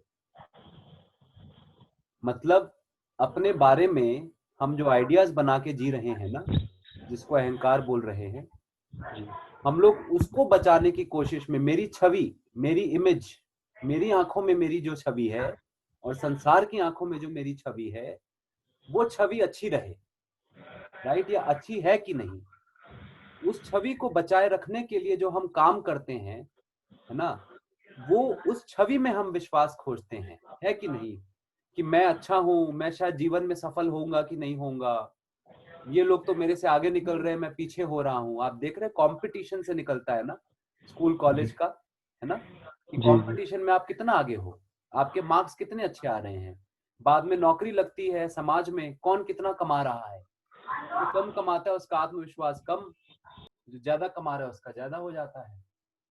तो हम आत्मा पे अपनी विश्वास कर रहे हैं, आत्म पे, या फिर हम अपनी छवि पे, अपने अहंकार पे विश्वास करने का प्रयास कर रहे हैं। देखिए विश्वास का मतलब क्या है, विश्व जैसा है वैसी मेरी आस्था, जी ये है विश्वास। तो विश्व मतलब मैं खुद भी जैसा हूं, आत्मविश्वास, उस पे मेरा विश्वास है, उस पे मेरी आस्था है ना। तो इसके लिए खुद को पहचानना होगा, खुद को जानना होगा कि मैं आत्म है क्या मेरा, है ना। उसके लिए जो हमने शुरू किया आज का सेशन, अनात्म की बात की। तो कॉलेज में, स्कूल में ना, हम और समाज में हम अनात्म में बहुत ही ज्यादा अनात्म की अग्नि में घी डालते हैं। जब हम बोलते हैं औरों से आगे निकलो, तुम पीछे रह रहे हो, तुम ये करो, तुम वो करो, तब जीवन में सक्सेसफुल हो, ये सब झूठ है जो हमने सच मान लिए हैं, ठीक है। तो जी। जब अपना ही आइडिया मैंने अपना बना लिया झूठों के आधार पे, तो क्या किसी झूठ पे हम विश्वास कर सकते हैं? क्योंकि विश्व तो है नहीं ना, विश्व जैसा है, कैसा है, वो सच है। झूठ हमारा कल्पना है, भ्रम है ना। तो किसी कल्पना की वस्तु पे हम कैसे विश्वास कर लें?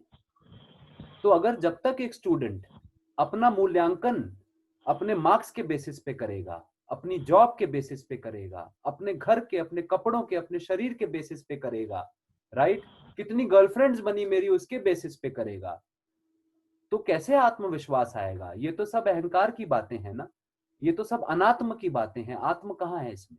ये आत्म तो नहीं है।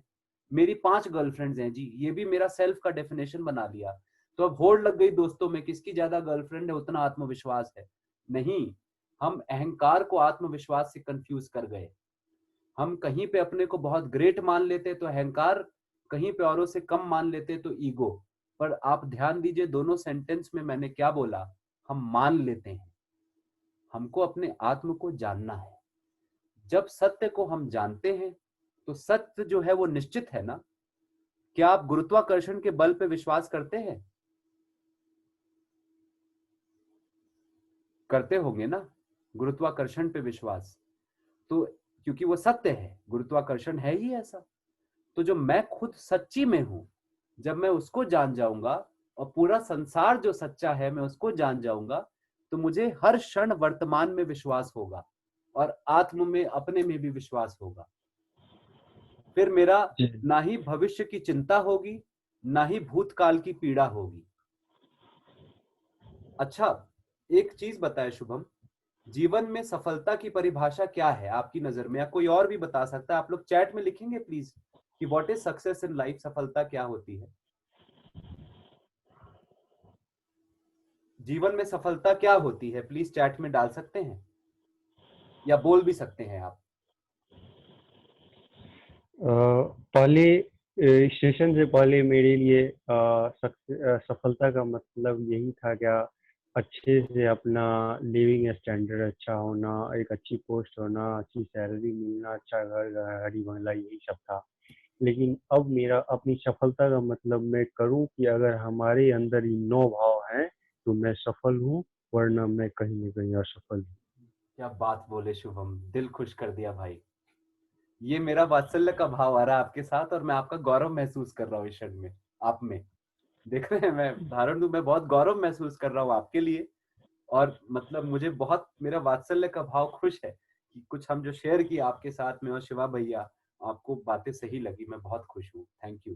तो मैं सफलता की परिभाषा दूं, है ना, जो आपने बोली एकदम सही बोले हैं, उसी को दूसरे शब्दों में बोलूं, जब वैसा होगा तो क्या होगा। जब हम सफल होंगे ना, वर्तमान में पूरा विश्वास होगा, अडिग, एक क्षण के लिए विश्वास नहीं हिलेगा, ठीक है। दूसरे रूप में, जब मैं सफल हूं मतलब मेरे को भविष्य की कोई चिंता नहीं है, मेरे को भूतकाल की कोई पीड़ा नहीं है, और वर्तमान में विश्वास है, तो मैं सफल हूं। कैसी लगी ये परिभाषा? जी भविष्य की पीड़ा, चिंता नहीं है, भविष्य की चिंता नहीं है, मैं सोच ही नहीं रहा हूं, भविष्य की चिंता का एक विचार नहीं आ रहा है ना, इस क्षण में वर्तमान में मैं वर्तमान में पूर्ण उपस्थित हूं, भविष्य का एक विचार नहीं आ रहा चिंता वाला। भूतकाल की कोई पीड़ा नहीं, मतलब ये रिश्ते में क्लेश हो गया, उस इंसान ने ये कर दिया, मैंने ये गलतियां जीवन में की, मेरे को कोई पीड़ा नहीं है उसकी, है ना। और जी वर्तमान में पूर्ण विश्वास है, और रिश्तों के नौभाव और पूर्ण प्रेम से जी पा रहा हूँ कंटिन्यूअसली, तो मैं सफल हूँ। यही है, मतलब सुख समृद्धि में मैं जी पा रहा हूँ अपने परिवार के साथ और समाज के साथ, वैसा हो के 9 भावों में, तो मैं सफल इंसान हूँ। मतलब मेरी मानव यात्रा सफल हो गई है, इसी क्षण में सफल हूँ। और थैंक यू मैं सर। हाँ जी, जी सचिन थैंक यू भाई, sir, thank you. Most welcome, सुनकर मुझे बहुत खुशी हुई सुन के। अच्छा, सचिन ने एक सवाल पूछा है कि प्लीज दया कृपा करुणा में एक और बार फर्क समझाइए। तो सचिन भाई, दया है कि जब सामने वाले की कोई जरूरत है, वो जानता है उसकी ये जरूरत है, जैसे भूखा आदमी या एक भूखा कुत्ता, ठीक है ना, आपने उसकी जरूरत पूरी करा दी, मतलब वो साधन दिला दिए, उसको खाना दे दिया, जैसे कि वो जरूरत पूरी कर ले। या फिर एक बच्चा है जो पढ़ाई करना चाहता है, आपने किताब दिला दी, ये दया हो गई, ठीक है। कृपा हुई कि जब सामने वाले को पता नहीं उसकी क्या जरूरत है, पर उसके पास साधन है वो जरूरत पूरी करने के, तो वो कृपा हुई। जैसे कि मानिए एक बच्चे के पास अच्छे स्कूल में जा रहा है, अच्छे गुरुओं के बीच में है ना, आपने, माता पिता ने उसको ये रियलाइज करवा दिया कि तुमको जीवन में ज्ञान पाना जरूरी है, और बच्चे को खुद ये एक अंदर से प्रेरणा आ गई माता पिता की मदद से कि हाँ भाई मुझे ज्ञान पाना है, परम धन है। अब बच्चा इंटेलिजेंट है, उसके पास माइंड है ज्ञान पाने को, उसके पास वो गुरुजन भी हैं जिनके साथ ज्ञान पाए, तो फिर साधन थे बच्चे के पास, पर वो समझ नहीं रहा था इसकी जरूरत, है ना। जैसे आज के समाज में भी देखें, हम सब जो सुविधा के पीछे भाग रहे हैं, हमने समझ और संबंध की जरूरत नहीं पकड़ी ना आज तक, रिश्तों के भाव की जरूरत नहीं पकड़ी है हमने। पर अगर किसी ने हमको जता दी, तो हम सब अपने, इतनी काबिलियत तो है ना कि हम समझ सकते हैं खुद से, फिर एक बार पहली बार इंट्रोडक्शन हो गया और हम जी सकते हैं, तो ये कृपा का काम हुआ। तभी कहते हैं गुरु की कृपा होती है, कई बार बोला है ना। माता की दया होती है, माता पिता की नहीं, गुरु की कृपा। माता क्या है, जब भी भूख लगे खिला देती है, पर जो गुरु रूप में है, चाहे माँ पिता हो या कोई भी और हो, वो हमको अपनी जरूरत रियलाइज करा देता है ना ज्ञान की। तो जब मेरे को जरूरत रियलाइज करा दी किसी ने, और साधन मेरे पास है पूरी करने के, तो उसने मेरे पे कृपा की।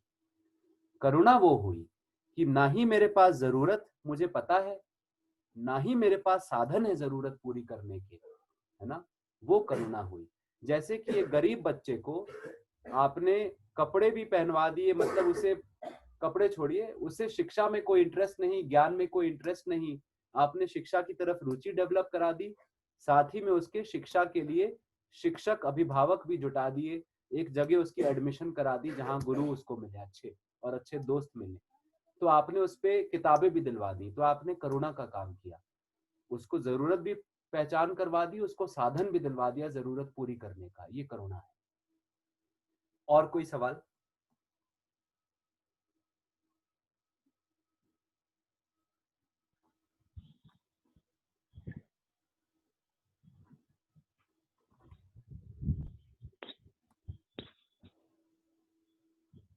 जी, अगर और कोई सवाल नहीं है तो यहाँ कंक्लूड करते हैं। आप लोग व्हाट्सएप पे भी सवाल दे सकते हैं, है ना? ठीक है, हम बाद में भी चर्चा कंटिन्यू कर सकते हैं। जी, तो आज के लिए फिर इतना ही। बहुत धन्यवाद मित्रों। और जैसे मैं बोला, मैं भी आपके साथ अभी भी आगे ही बढ़ रहा हूँ, अपने भाव सुनिश्चित कर रहा हूँ कि हर क्षण टिके रहे। और जैसे ही किसी इंसान का ध्यान एक बार ध्यान चला जाए ना इस तरफ, जैसे हमारा ध्यान अगर इतना आज है कि हम पैसे कमाएं, घर चलाएं, तो क्योंकि ध्यान है उस तरफ, उसमें इंटरेस्ट है, तो हम मेहनत कर रहे हैं उसके लिए। उसी प्रकार जब अपनी समझ की तरफ एक इंसान का ध्यान हो जाता है ना, तो वो उसकी तरफ भी मेहनत उसकी होने लगती है। जब इन 9 भावों की तरफ ध्यान हो जाएगा ना, तो हर क्षण हम सजग होके जीने लगेंगे। खुद नेचुरल एक मोबाइल में जैसे अलर्ट होता है, अपने मन में अलर्ट बैठ जाता है, जब भी हम भाव से बाहर गिरेंगे ना एक क्षण के लिए भी, तो हमें पकड़ में आ जाएगा, अच्छा मैं भाव के बाहर हूँ। ठीक है, तो बस ये खुद सजगता हो जाएगी। बस आपको अगर ये बातें अच्छी लग रही है तो इस पे ध्यान दें। आप खुद सोचे, जिंदगी में ज्यादा जरूरी है क्या सुविधा से? लगता है हाँ भाई ज्यादा जरूरी है दोनों जरूरी, पर ये ज्यादा जरूरी है, तो इस पे ज्यादा ध्यान होने लग जाए ना, खुद हम सजग होके जीने लग जाएंगे, खुद होश में जीने लग जाएंगे। और खुद जब होश में जिएंगे तो नित्य हर क्षण अपनी स्थिति का मूल्यांकन भी होने लगेगा और जादू होगा जीवन में। एक कहते हैं ईश्वर ही बोल रहे, जो सह अस्तित्व है, इसी का दूसरा नाम मैं ईश्वर बोलता हूँ, जो संपूर्ण अनंत सह अस्तित्व है। एक ईश्वर की कृपा करुणा हो जाएगी, दया हो जाएगी हमारे ऊपर, और हमको जरूर ये भाव और हमारे अंदर स्थिर होने लगेंगे। तो प्लीज इस पे ट्राई करें। और हम लोग ये वर्कशॉप खत्म होने के पहले शेयर भी करेंगे एक दूसरे के साथ कि क्या चेंजेस आए हमारी लाइफ में, ये समझ के, है ना। और एक ग्रुप तो चलता ही रहेगा, अगले 2 सेशन शायद और बचे हैं, 2 या 3, 2 सेशन। तो ग्रुप तो हमारा अब जिंदगी भर चलेगा ना, साथ में ये जो संघ बना है हमारा, है ना। तो हम लोग जिंदगी भर साथ में दोस्तों की तरह एक सत्संग में कल्याण मित्र की तरह आगे बढ़े एक दूसरे के साथ, और टच में रहेंगे कि क्या बदलाव आ रहे हैं लाइफ में। 1 साल में हमें पता चलेगा, 1 साल लगेगा इसको रियल मेजरमेंट करने में, है ना। तो हम टच में रहेंगे और शेयर करेंगे। मे बी 1 साल बाद we will catch up again and share मतलब officially all of us. So thank you very much, my lovely friends. It's been such a pleasure having you, and you are all very beautiful, and let's have a beautiful life together with everyone. Thank you so much, brothers and sisters. Thank you, sir. Good evening. Namaste. Thank you, Ayush bhai. Thank you very much for this. Are we having a session tomorrow as well? Yes, bhaiya. Tomorrow Okay. also. Okay. Yes. This was really beautiful to understand all the steps starting from trust onwards. Yes. So beautiful session. Thank you, भैया. Thank you so much. Thank you. Thank you जी. अब भैया आपने trust उस दिन attend किया था क्या, विश्वास, परसों या तरसों? नहीं, कल और परसों में नहीं था। तो भैया तरसों हमारा विश्वास पे सेशन हुआ था, उसका वीडियो ग्रुप में शेयर्ड है, अगर आप चाहें ना डिटेल में वो देख सकते हैं। जी मैं देखूंगा। हाँ, आप सारे वीडियो शेयर कर रहे हैं ग्रुप पे? कल वाला भैया नहीं हो पाया क्योंकि कल का ऑडियो अच्छा नहीं, पर मैं टूटा फूटा वीडियो शेयर कर देता हूँ।